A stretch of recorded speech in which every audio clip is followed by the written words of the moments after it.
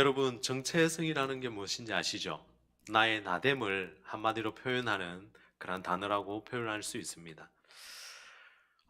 오늘 제가 수요 전도팀에서 이제 남부터미널로 전도를 나갔습니다.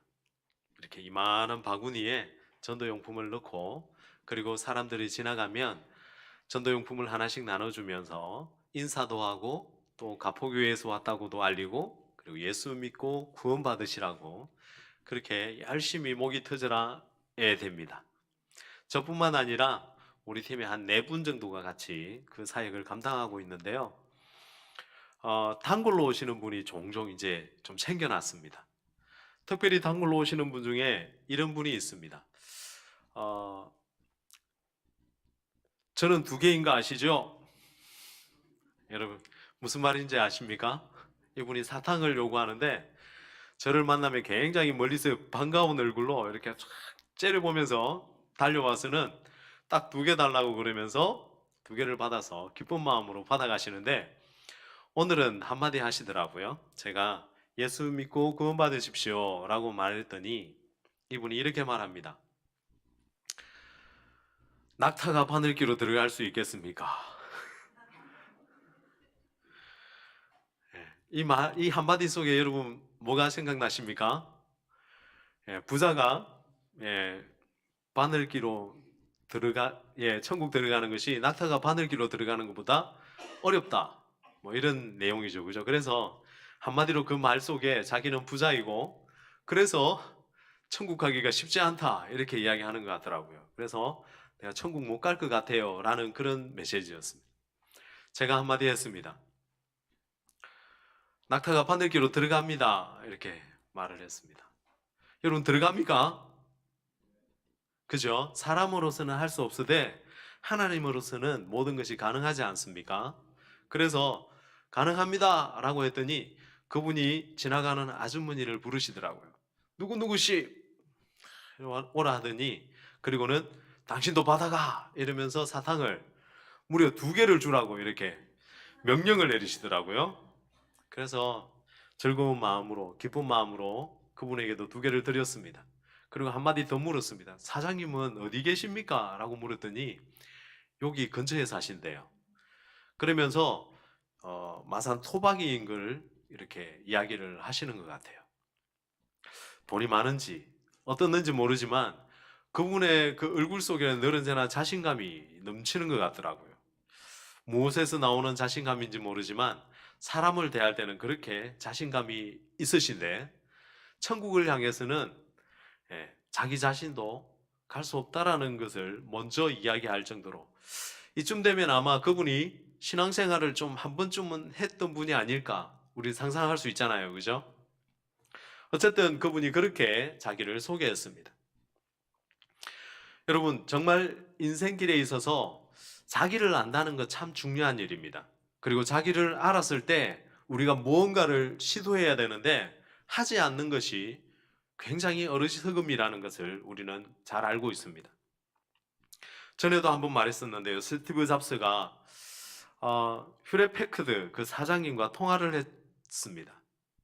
그리고는 그 사장님께 자기가 뭐 주파수를 맞추면 이렇게 뭐 흔들리는 어떤 뭔가를 기기를 만들려고 하는데 그 부품을 보내달라고 그렇게 요청을 했다고 합니다. 그런데 그 사장님이 흔쾌히 그 부품을 다 보내주고, 그리고 얼마 지나지 않아서 그를 자기 회사에 와서 일을 할 수 있도록 도와줬답니다. 그게 12살 나이 때라고 합니다. 스티브 잡스 아시잖아요. 이 땅 사람은 아니지만, 그래서 그가 그런 이야기를 남겼거든요. 그러니까 여보세요라고 전화를 하라는 겁니다. 그래서 아무것도 시도하지 않는 것은 가장 어리석은 일이다라고 이야기를 하면서, 그런 시도를 하는 사람에게 있어서 중요한 한 가지가 있는데 실패도 각오하라는 겁니다. 오늘날 우리가 살아가면서 실패에 대한 두려움 때문에 아무것도 하지 못하고 사로잡혀 살아가는 사람들이 참 많은 것 같습니다. 그런데 정말 용기 있는 사람은 그 실패조차도 받아들일 줄 아는 그러한 마음에서 용기를 낸다는 겁니다. 여러분 혹시 실패할 준비가 되셨습니까? 별로 아직 준비 안 되신 것 같습니다. 예, 실패할 준비를 가지고 그렇게 한번 시도해 보십시오. 세상 사람들은 다 안 됩니다 라고 말할지 모르지만 어, 나는 그래도 합니다 라고 말할 수 있는 그런 용기가 있었으면 좋겠습니다. 세상 사람들은 다 자기의 길, 그리고 자기가 가고 싶은 길을 향해서 갈지라도 우리 그리스도인들은 정체성이 있어야 되잖아요. 그래서 나는 내 길을 갑니다. 믿음의 길을 갑니다. 라고 말할 수 있는 그런 용기도 있었으면 좋겠습니다.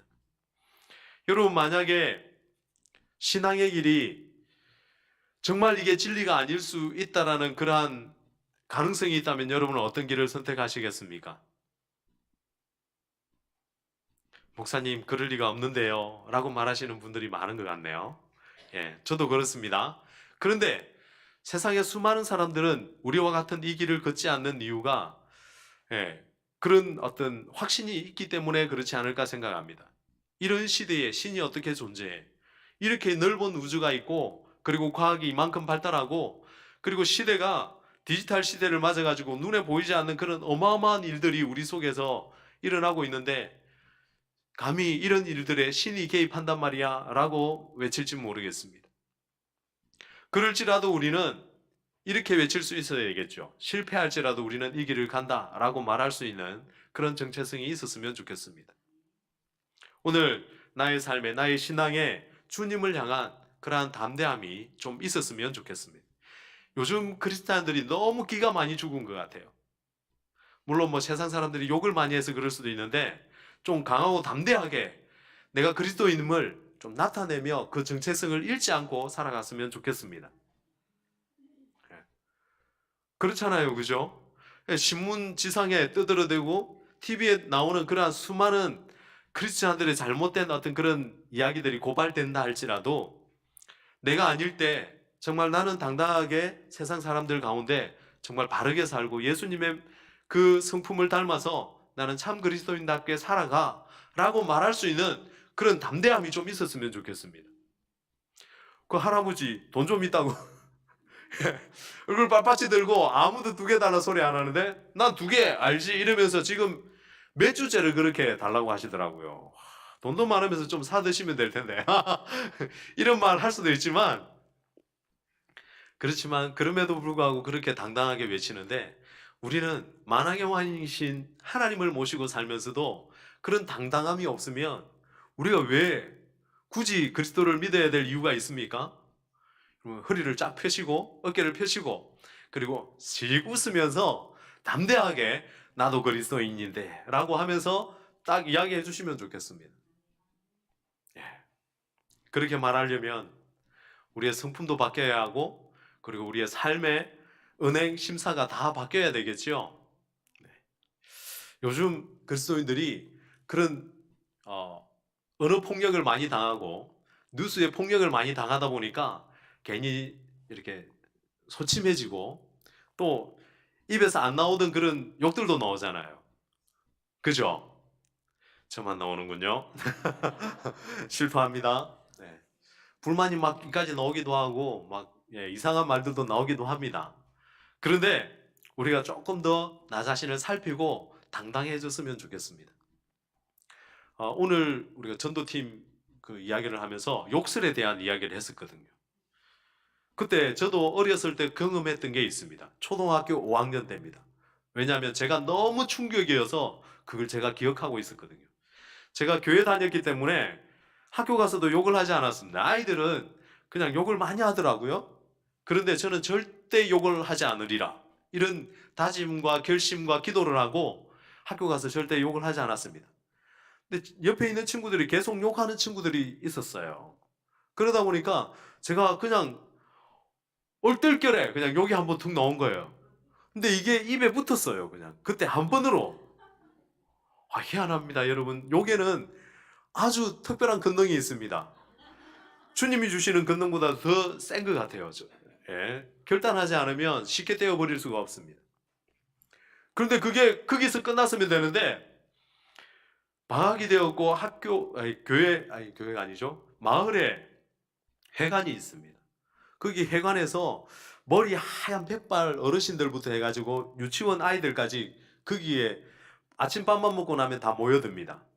우리 아이들은 오목도 두고 장기도 두고 막 그러면서 어른들하고 이렇게 맞짱 뜨기도 하고 배우기도 하고 그러는데 갑자기 내 말이 하나 팍 죽어버렸습니다. 어찌된 상황인지 정확하지는 모르지만 그때 내 입에서 에이씨 뭐 이런 게 나왔던 것 같아요.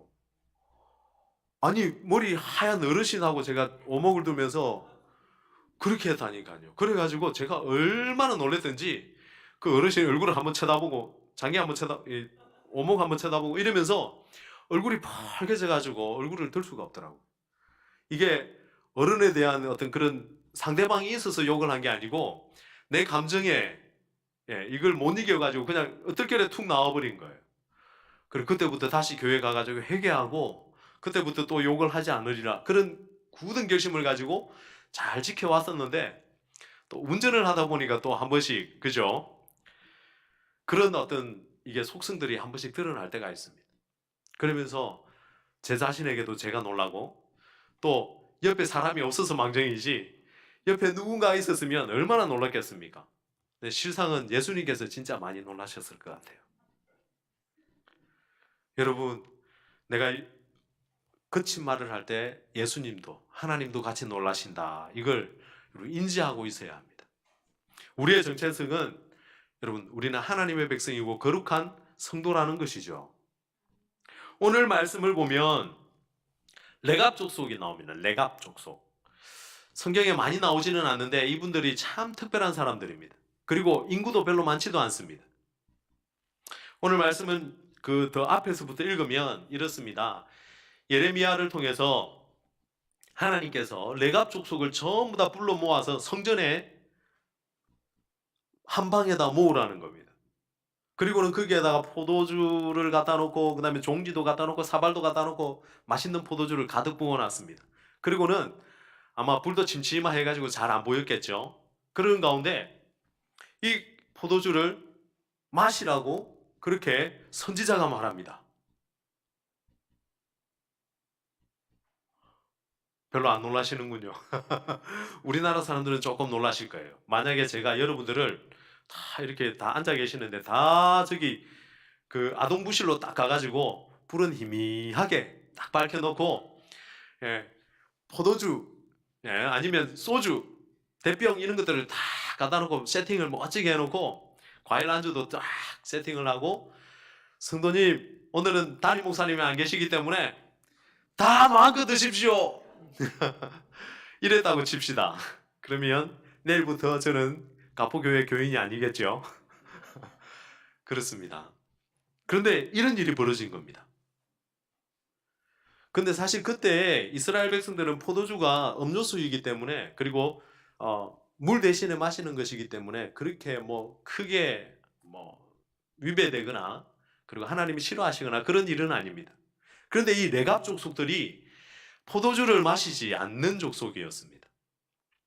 이유는 한 BC에 한 800년대에 아합이라는 왕이 있었죠. 굉장히 바알, 아세라 이런 신상들을 많이 숨기면서 이스라엘 백성들을 타락하게 만들었습니다.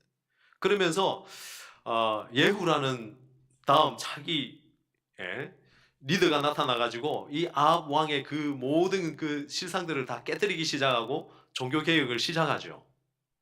그러면서 아합 왕의 70 아들 뭐 이런 사람들 전부 다 목도 다 날리고 그러면서 굉장히 어떤 그 이스라엘을 정화하려고 했던 그러한 인물입니다. 그러면서 이 레갑 족속들과 더불어서 함께 이 일을 하자고 해서 그 일을 감당하게 됩니다. 그런데 이 예후가 나중에 마음이 좀 변화됩니다. 처음에 마음이 아니고 이 바알과 아세라 신상들을 좀 남겨놓고 그리고 섬기기 시작하고 급기야는 거기에 예배도 하고 뿐만 아니라 단과 베델에 있는 그런 금송아지 이런 것도 섬기기 시작합니다. 그러면서 이 처음에 그 마음을 잊어버리고 타락하기 시작하는 이 예후를 보면서 함께 요나답이라고 하는 오늘은 요나답이라고 나오죠, 그죠?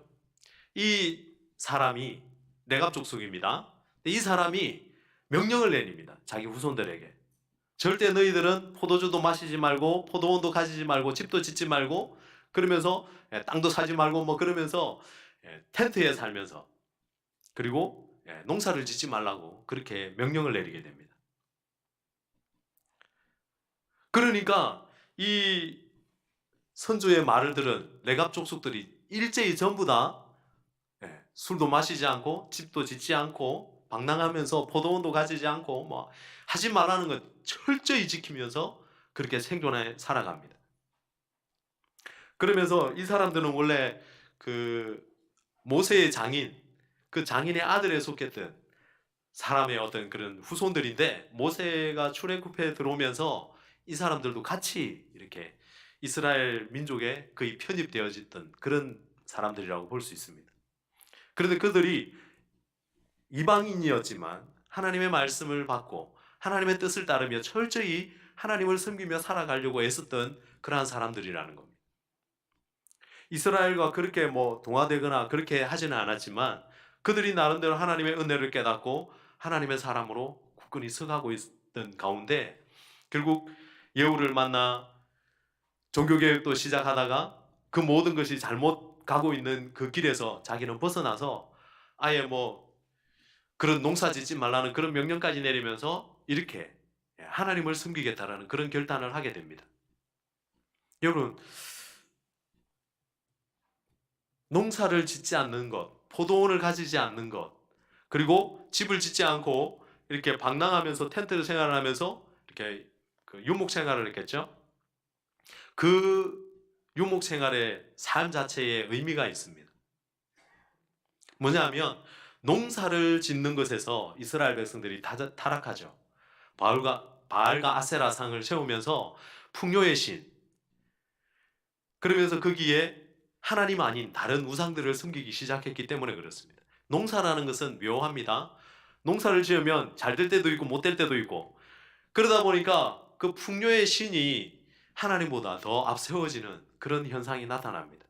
그러니까 그런 것들을 보면서 농사를 짓지 말라는 것은 단순히 먹을 것을 만들지 말라 그런 뜻이 아니라 그 농사를 지음으로 생겨나는 그 모든 우상에서 떠나라는 겁니다. 그러니까 우상과 가까이 할지 못하도록 선조가 한마디 명령을 내린 것입니다. 대단한 결단이죠. 안 그렇습니까, 여러분? 네. 만약에 우리 김소년 장로님이 이렇게 말할 수 있겠죠. 앞으로 내 자녀들은 전부 다 가요는 부르지 마. 명령을 내린 겁니다. 우리는 거룩한 하나님만 찬양해야 돼. 그러면서 가요를 절대 못하게 했다 칩시다. 근데 이게 100년, 200년, 230년 이렇게 세월이 지나면서도 계속해서 그게 지켜지는 거예요.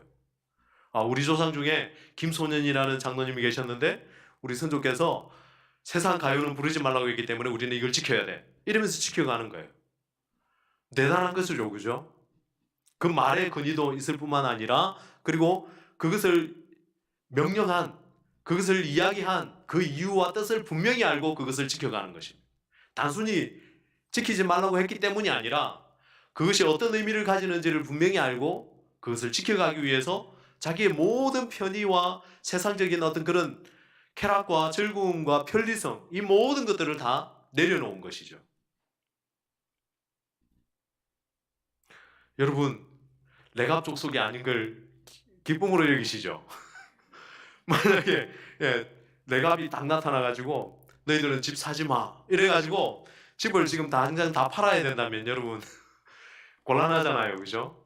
근데 이런 명령을 내리는 겁니다. 이 시대에 집이 없으면 얼마나 허전하고 그죠? 쉴 곳이 없어서 힘듭니까? 그런데 그 시대도 마찬가지겠죠. 그럼에도 불구하고 하나님을 섬기는 것이 세상의 어떤 편리와 그 모든 이점들을 다 내려놓고도 선택해야 될 유일한 길이었기 때문에 그것을 감행한 것입니다. 오늘 우리가 신앙생활을 하면서 나의 정체성을 지키면서 정말 신앙을 지키기 위해서 이것만은 꼭 필요해 라고 생각하는 그러한 무언가가 있습니까? 세상 사람들은 그걸 가훈이라고 이야기하기도 하죠. 그리고 그것을 자녀들에게 이야기할 수 있는 그런 신앙과 믿음과 삶의 어떤 그런 결단이 있으십니까?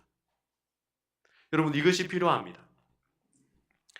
어제가 사실은 저희 집에 제 어머니 기일이었습니다. 그래서 예배를 드리러 형제들이 모인 가운데 이제 예배를 드리러 갔는데 그때 이제 이런 이야기가 나왔어요. 야, 포항 사람들은 대구, 생대구를 제사상에 올린답니다. 그래서 생대구가 반드시 있어야 된대요. 포항 사람들이 다 그런지는 모르겠지만 하여튼 그 지인 중에 그런 사람이 있었대요. 근데 얼마 전까지만 해도 그 대구가 굉장히 비쌌지 않습니까? 예, 아시는군요. 대구가 수십만 원 했습니다, 한 마리에. 막 비쌀 때는 50만 원씩 막 이렇게 했는데, 여러분 제사 한번 지내려고 생대구를 수소문한다는 겁니다. 몇 달, 한 달 전부터 막 이렇게 찾기도 하고, 대구가 너무 비싸니까 돈 주고도 잘 구하기가 힘드니까, 그래서 그렇게 수소문을 해서 제사를 지내왔다는 겁니다. 여러분 세상 사람들은 조상을 섬기기 위해서, 유교는 또한 그 한 가지 진짜 헛된 것이지만 그걸 위해서도 그렇게 정성을 쏟고 있다라는 겁니다. 예, 우리 집은 절대 대구로 제사 지내고 그런지는 않습니다만, 저도 대구를 제사상에 올리는 거는 본 적이 없거든요. 제가 어렸을 때 우리 집이 12개의 제사가 있었습니다. 예. 그런데 제사상도 많이 차려보고, 이거 주의도 이거 제가 많이 써봤습니다. 절은 안 했는데, 이거 저보고 엄마가 꼭 쓰라 하거든요. 그러면은 형님들 다 군대 가고 다 밖에 나가고 나면 저밖에 쓸 사람이 없는 거예요. 아버지는 술 드시고 제삿날도 안 들어오세요. 그래서 그걸 제가 이렇게 쫙 썼는데, 초등학교 때부터 이게 제가 지휘를 이렇게 싹 썼습니다. 그렸죠, 한마디로. 뭔 말인지도 모르고 그냥 그렸습니다. 그런데 막 홍동백서 사면서 막 이렇게 제사상을 차리는데, 그때 어릴 때부터 많이 봤거든요, 제사상 차리는 거. 그런데 생대구는 올리지 않았는데 대구 사람들은 그런 게 있나 봅니다. 그러니까 지역별로 뭔가 꼭 올려야 되는 그런 게 있는데, 그게 비싸든 싸든 상관없이 그것을 올린다는 거죠. 여러분 오늘 우리 그리스도인들 좀 정체성이 있어야 하고 지조가 있어야 되고, 가문에 뭔가 하나님을 섬겨가는 그러한 우리의 정체성을 표현할 수 있는 뭔가가 있었으면 좋겠습니다. 그게 유형적이든 무형적이든 여러분 그런 결단이 좀 있었으면 좋겠습니다. 제가 어릴 때부터 술을 안 마셨습니다. 네. 이유는 하나님을 믿어서라기보다는 제 바로 위에 누님이 계시는데 3살 위입니다. 그런데 우리 누나가 술에 너무 이게 아버지 술 드시는 것 때문에 너무 스트레스를 많이 받아가지고 저한테 이야기를 하더라고요. 영모야, 너는 절대 술 마시지 마라. 나 절대 안 마신다. 그럼 내하고 약속하자 이러더라고요. 그 약속을 했습니다. 저희 작은 누나하고. 내가 술에 입에 대는 그날 내가 300만 원을 누나에게 주겠다. 어릴 때 300만 원 집 한 채입니다, 우리 동네. 그런데 집 한 채를 주겠다 이렇게 결단을 했습니다. 그래서 그 뒤로 술을 입에 안 댔습니다. 성찬식 할 때 마시는 거는 제가 간절한 마음으로 이건 술이 아니기를 원하면서 먹습니다. 가끔 이렇게 기침이 나오는 거는 알코올이 들은 거죠? 아닌가요? 예. 기침이 나오는 건 알코올이 들은 것 같더라고요. 그러면 좀 마시기도 했는데, 어쨌든 술을 절대 뭐 세상적으로 이렇게 뭐 하지는 않습니다. 해본 적도 없습니다. 실수로 한 모금 먹어본 적은 있는데 절대 자의적으로 그렇게 먹어본 적은 없습니다. 웃는 분들은 이 이야기를 이미 알고 계시는 분들입니다. 진로를 마셨거든요. 진로. 여러분 진로 아십니까? 네, 뚜껑이. 근데 이게 종이팩 있지 않습니까? 종이팩. 아버지가 장례식에 갔다 오셨는데 종이팩을 이렇게 하나 갖다 온 거예요. 저는 한자를 그때 당시 몰랐기 때문에 이게 음료수다. 왜냐하면 종이팩에 들은 거는 전부 다 음료수였기 때문에 그런 어떤 선입견을 가지고 이렇게 빨대를 팍 꽂아가지고 이렇게 쭉 빨아당겼는데 이게 술이더라고요. 와, 그때 바로 목에 한 목이 눈알 만큼 좀 들어갔는데 다 뱉어냈습니다. 어쨌든 그런 어떤 뭔가 신앙을 지키기 위한 그러한 유지가 필요하지 않나라는 생각을 해봅니다.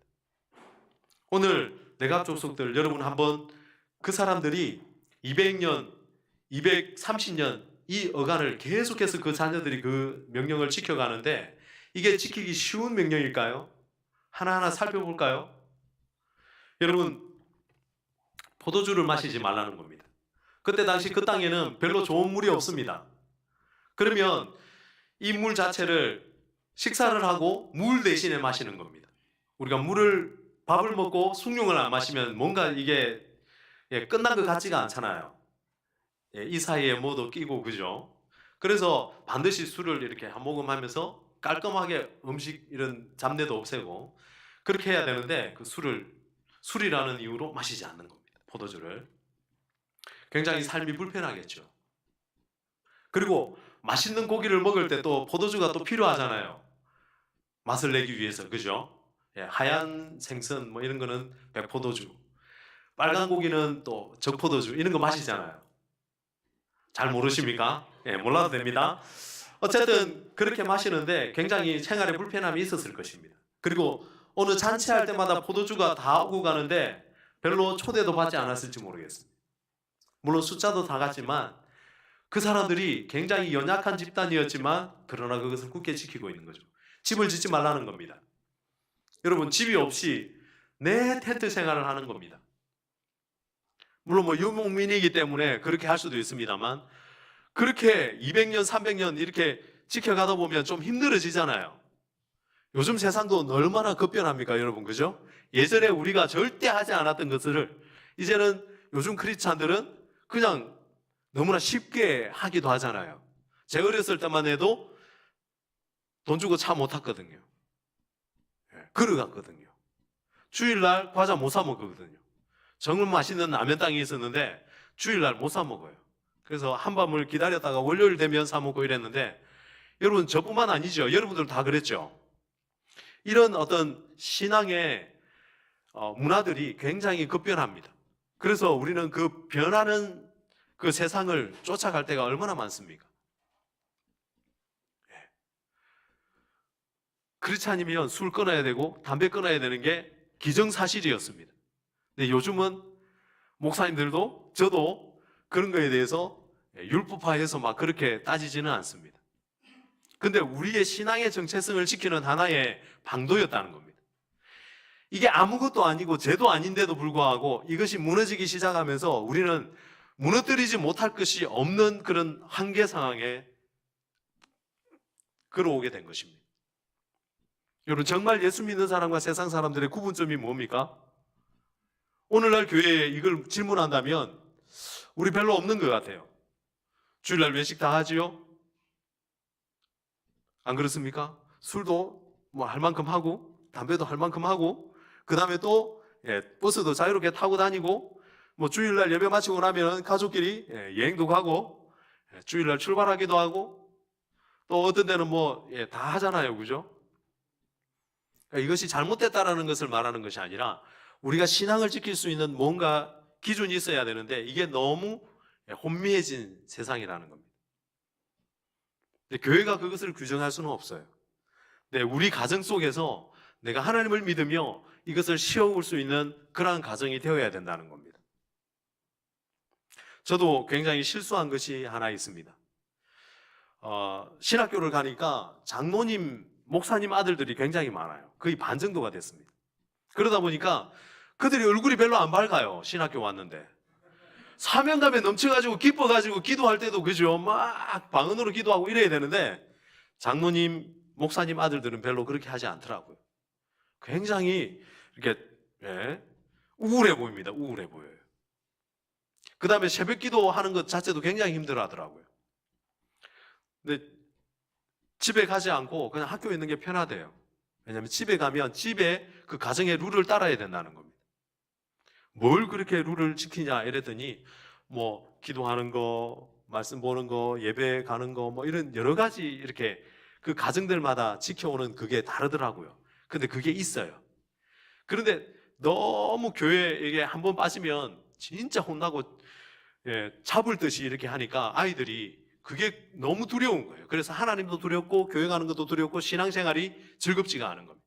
그걸 너무 끊임없이 이야기해요. 만나는 모든 크리스찬의 자녀들이 대부분 그 이야기를 하는 거예요. 그래서 저는 생각을 했죠. 내가 결혼해서 자녀를 낳고 그리고 아이들을 키울 때 좀 목사님 집의 그 분위기를 좀 이렇게 안 따라가려고 최대한 노력을 하자. 이걸 제가 각오를 했다니까요. 그러니까 너무 그게 어떻게 보면 후회가 되기도 합니다. 그러니까 지켜가야 될 것들이 있는데 그러한 부분에 있어서 너무 이렇게 자유해져 버리고 뭔가가 없다 보면 정말 우리가 신앙의 정체성에 대해서 잊어버릴 그런 것들이 생긴다는 겁니다. 이스라엘 백성들은 안 그렇지 않습니까? 말씀을 외우고 15살, 12살이 될 때까지 모세오경을 다 외우게 합니다. 모세오경을요. 그러니까 말씀을 굉장히 외우게 하는 그러한 어떤 그 교육법을 쓰고 있는데 사람은 외우는 것들을 계속 하다 보면 머리가 뛰어나게 되고 잘 외워집니다. 오늘 우리도 옛날에는 전화번호 너무 잘 외웠는데 요즘은 내 전화번호도 헷갈려가 못 외우잖아요. 막 남이 갑자기 물어보면 막 몰라가지고 그죠? 잠깐만 기다려봐라 막 이러면서 하고 그래서 나온 게 그 상대방이 내한테 전화를 걸면 전화번호가 이렇게 왔다 갔다 바로 하잖아요. 이런 어려움들이 있기 때문에 이런 편리성들이 생겨났습니다. 전화번호 한번 가르쳐 달라 그러면 옛날에 전화번호 찾아가지고 잠깐만 기다려봐라 이러는 거 막 찾아가지고 이렇게 불러주고 이랬잖아요. 안 그랬습니까? 요즘은 그렇게 할 필요도 없죠. 전화번호 들어가가지고 바로 링크를 날려버리면 그 사람이 그냥 바로 들어갑니다. 그 전화번호 확인할 필요도 없고 그냥 그 이름만 찾아서 보내버리면 돼요. 아직도 이걸 못 쓰시는 분들도 계시긴 하더라고요. 근데 이처럼 이런 어려움들을 다 극복하게끔 만들어주고 너무 편리해지다 보니까 사람이 나태해지고 게을러지고 그리고 굉장히 이렇게 단순화되기 시작했습니다. 여러분, 이런 단순함을 좀 극복해야 될 필요가 있습니다. 우리 신앙인들이 새벽기도 나오기 싫어지고 수요기도 나오기 싫어지고 예배하기 싫어지고 찬양하기 싫어지고 그래서 옛날에는 정말 찬송가 소리가 어마어마하게 컸는데 요즘은 찬송가 소리보다 반주 소리가 더 크고 그 다음에 마이크 소리가 더 크다 보니까 우리가 찬양을 해도 찬양이 잘 안 들릴 때도 있고 막 이래가지고 내가 찬양을 하고 있는지 안 하고 있는지도 잘 모를 때가 있습니다. 그럴수록 우리는 더 입술을 벌려서 찬양해야 합니다. 여러분, 오늘 이 레갑 족속을 통해서 우리는 진짜 큰 것을 배워야 되는 것입니다. 하나님께서 왜 예레미야에게 레갑 족속을 다 모아다가 그것도 성전에 그리고 이스라엘 그 성전에 보면은 3층으로 된 구조가 있는데 거기서 일하는 사람들이 머무는 숙소가 방이 한 30칸이 있습니다. 근데 거기에 한 칸에다 다 모아놓은 겁니다. 그리고는 목사님 건의 그리고 선교사의 건의로 그들에게 마시라고 이야기하는 겁니다. 사실 조상의 건의도 있지만 목사님이 이야기하면 또 지키는 게 예의잖아요, 그죠? 선지자가 이야기를 했다 그러면 그 건의가 얼마나 크겠습니까? 그럼에도 불구하고 그들은 우리 조상 요나답이 이렇게 이야기했기 때문에 우리는 하지 않겠다는 겁니다. 여러분, 이런 신앙의 결단, 역사를 흘러가면서 지켜가는 그러한 신앙의 결단, 바꾸지 말아야 될 그러한 법칙들이 있다는 것을 우리는 인지해야 합니다. 아무리 포스트 시즌이고 포스트 모던 시대를 맞이하고 있고 모든 건의가 무너졌다 할지라도 반드시 하나님의 건의를 지켜가야 될 필요가 있습니다. 하나님께서 레갑 족속들을 괜히 부른 게 아니거든요. 그들이 연약한 족속이지만 그들이 그 조상의 유지까지 지켜가는 모습을 보면서 하나님이 한탄하시죠. 이스라엘을 향해서. 저 사람들은 사람이 명령한, 조상이 명령한 것도 몇백 년을 지켜가며 그렇게 끊임없이 1.1획도 변형 없이 지키고 있는데 너희들은 뭐냐는 겁니다. 하나님 말씀 지키지 않고 우상을 섬기며 하나님을 다 떠나버린 것입니다. 여러분, 나라가 망할 그러한 지경이 되었는데도 불구하고 그들은 하나님께 돌아오지 않고 여전히 그들이 하고 싶은 대로 하고 있다는 겁니다. 아무리 강단에서 말씀을 외쳐도 나는 내 길을 간다라는 겁니다. 내가 지금 생각하고 있는 그냥 신앙, 내가 편리한 대로 쫓아갈 수 있는 그 신앙, 그것에서 나는 발을 빼기 싫다는 겁니다. 그래서 우리는 뭔가를 읽고 있음에도 읽고 있는 그 자체를 모르고 있는 것입니다. 하나님이 요구하는 것이 바로 그것입니다. 나를 기억해달라는 겁니다. 그리고 나의 계명을 지켜달라는 겁니다. 우상을 버리고 나에게로 돌아오라는 것입니다. 하나님이 얼마나 오죽 답답하면 이 레갑 족속을 불러가지고 테스트를 하게끔, 굉장히 웃긴 내용이잖아요. 성경에 이런 내용이 있는 게 좀 웃기잖아요. 하나님이 그 백성들을 모아놓고 테스트하고 봐라 뭐 이러면서 이야기하는 게 하나님 너무 애처로워 보이지 않습니까? 우리를 향해서도 하나님이 애처로운 마음으로 그렇게 말씀하실지 모르겠습니다. 그러면서 이렇게 이야기합니다. 그들이 정확하게 이렇게 포도주를 마시지 않는 이유에 대해서 분명히 말하고 난 다음에 16절 우리가 읽지 않았는데 제가 읽어드릴게요. 레갑의 아들 요나답의 자손은 그의 선조가 그들에게 명령한 그 명령을 지켜 행하나 이 백성은 내게 순종하지 아니하도다 라고 말하면서 하나님이 한탄하시고 계시는 겁니다. 그리고는 이 레갑 족속들을 향하여서 축복을 선언합니다. 19절에 제가 읽어드리겠습니다. 그러므로 만군의 여호와 이스라엘의 하나님께서 이와 같이 말씀하시니라. 레갑의 아들 요나답에게서 내 앞에 설 사람이 영원히 끊어지지 아니하리라 하시니라 라고 말합니다. 하나님 앞에 설 사람이 끊어지지 않을 것이라는 그러한 약속을 받습니다. 이스라엘 백성들은 1년 2년 안에 이들은 망해서 바벨론에게 포로로 끌려가고 다 이제 나라가 파괴되고 성전도 무너지길 그런 시점입니다. 여러분, 오늘 우리가 편안하고 오늘 우리가 신앙을 그냥 하고 있는 것 같지만 오늘이 다를 수 있고 내일이 다를 수 있고 1년 뒤가 다를 수도 있습니다. 교회가 굉장한 위기를 맞이하고 있지 않습니까? 근데 이러한 위기를 깨닫지 못하고 우리가 신앙으로 바로 서지 못하고 정말 지켜야 될 것들을 찾아내지 못하면 그리고 하나님께로 돌아가지 않으면 여러분 이 시대가 어떻게 변할지 알 수 없는 시대입니다. 오늘 우리의 이 심각성을 깨달으면서 나의 정체성, 하나님의 백성으로서의 정체성을 회복할 수 있는 시간이 되었으면 좋겠습니다. 기도하겠습니다. 사랑의 아버지 하나님 감사합니다. 오늘도 주님 앞에 나오며 하나님 빈손으로 오지 않고 아버지의 성전을 위해서 하나님 예물을 드리며 자녀들의 이름을 하나님 주님 앞에 올려드립니다. 주님께서 기억하여 주시고 또 아버지 하나님의 늘 언제나 감사하는 마음으로 이 자리에 찾아온 성도들의 그 마음을 주님이 아실 줄 믿습니다. 이 시대에 신앙으로 우리 자녀들을 지켜가고 우리의 자녀들의 신앙을 지켜갈 수 있는 그러한 아버지 하나님 우리의 믿음의